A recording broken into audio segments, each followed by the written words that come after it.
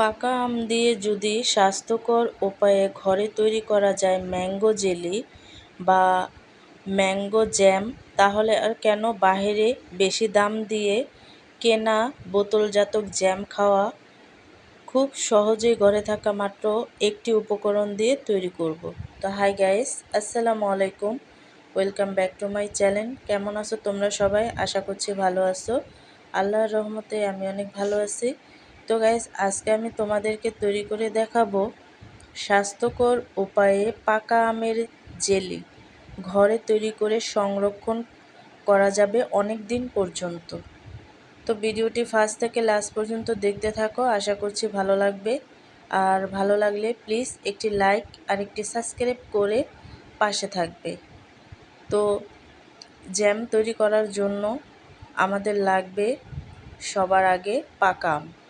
তো এখানে আমি পাকা আম নিয়ে নিছি। তো দেখো, আমি পাকা আমটাকে কিন্তু শুধু যে পিঠের অংশটা সেটাই নিয়েছি, আর যে বাড়তি অংশটা ছিল সেটা কিন্তু আমি ফেলে দিছি। তারপরে কিন্তু আমি এই পাকা আমগুলোকে ছোট ছোট পিস করে তারপরে কেটে নেব। তো তোমরা চাইলে কিন্তু আরও যেই আদা কাঁচা আমগুলো থাকে সেগুলো নিতে পারো। তো দেখো, এভাবে করে আমি ছোট ছোট পিস করে কিন্তু সবগুলো আম কেটে নেব। তো পাকা আমের জেলিটা যদি ঘরোয়াভাবে স্বাস্থ্যকর উপায়ে ঘরে তৈরি করা যায়, তাহলে কিন্তু এই জেলিটা খেতে অনেকই সুস্বাদু লাগে। আর এই পাকা আমের জেলিটা কিন্তু রুটি দিয়ে খেতে কিন্তু অনেকটাই ভালো লাগে। তো দেখো, সবগুলো আম কিন্তু আমি ছোট ছোট টুকরো করে কেটে নিছি। তো একটা হাঁড়িতে আমি দিয়ে দিচ্ছি। তো সবগুলো আম হাঁড়িতে দেওয়ার পরে কিন্তু আমি এই আমগুলোকে সিদ্ধ করে নেব। আর আমগুলো যেহেতু পাকা, সিদ্ধ করতে তেমন একটা টাইম লাগবে না, অনেকটা কম টাইমেই কিন্তু সিদ্ধ করা যায়। তো এখানে আমি পানি অ্যাড করে দিচ্ছি। দেওয়ার পরে কিন্তু দেখো বলক চলে আসছে। তো এই পর্যায়ে এসে একটু নেড়েচেড়ে দেব। তো একটু নেড়েচেড়ে দেওয়ার পরে দেখবে যে আমগুলো অনেকটা সিদ্ধ সিদ্ধ হয়ে আছে। তো এই পর্যায়ে এসে এখানে আমি অ্যাড করে দেব লবণ। তো লবণটা দেওয়ার পরে নেড়েচেড়ে আমি আরেকটু সিদ্ধ করে নেব। তো দেখো, আমগুলো কিন্তু একেবারেই হালুয়া হালুয়া টাইপ হয়ে গেছে, তার মানে আমগুলো সিদ্ধ হয়ে গেছে। আর বেশি অংশই কিন্তু আমগুলো একেবারেই সিদ্ধ হয়ে গেছে।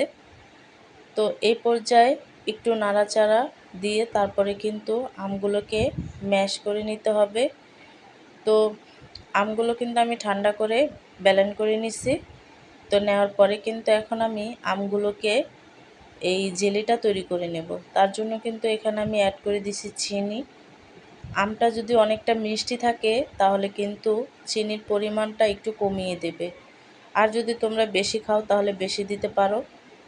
তো চিনিটা দেওয়ার পরে কিন্তু আমি অনবরত নাড়তে থাকবো, আর নাড়তে নাড়তে একেবারেই কিন্তু আমি চিনিটাকে গলিয়ে ফেলছি। আর আমগুলোও কিন্তু অনেকটা আঠালো আঠালো হয়ে গেছে, দেখতেই পাচ্ছ। তো আমি আরেকটু অনবরত নেড়ে চেড়ে এই জেলিটাকে তৈরি করব। তো যতটা নাড়াচাড়া করবে জেলিটা কিন্তু ততটাই ভালো হবে।